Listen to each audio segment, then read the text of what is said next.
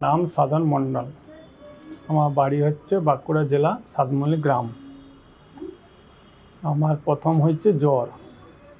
জ্বর হলে মানুষ তো আগে স্বাস্থ্যকেন্দ্র মানে ঠায়ে যেখানে থাকে সেখানেই দেখায়।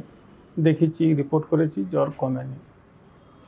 হয়তো দুদিন কমছে, আবার আসছে, আবার দেখেছি। এবারে বিষ্ণুপুর, বাঁকুড়া গোটায় দেখেছি, জ্বর কমেনি। সেটা মোটামুটি মাসখানেক হয়ে গেল। মাসখানেক হয়ে যাওয়ার পরে দেখা যাচ্ছে জ্বর যখন কমেনি, দিয়ে সেইখানে গেলাম। সেইখানে টেস্ট করলো, পরীক্ষা করলো, জ্বরটাও ছাড়লো। ছাড়ার পরে এখানে অনেক টেস্ট করার পরে ওরা বললো যে তোমার ক্যান্সার হয়েছে।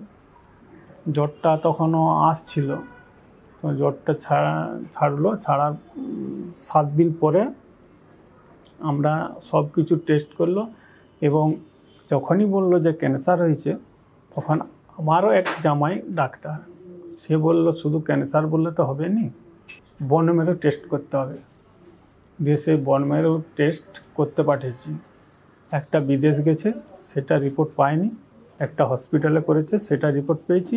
আর একটা 3 দিনের মধ্যে দিয়েছে, সেটাও রিপোর্ট পেয়েছি। তাতে করে দেখা গেল ক্যান্সার আছে।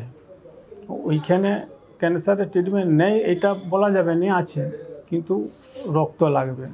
কিন্তু আমি জনসাতেক লোককে নিয়ে গেছিলাম, তাতে করে ওরা টেস্ট করে দেখলো আমার 7 জনের ভিতরে একজনও মিলছে না।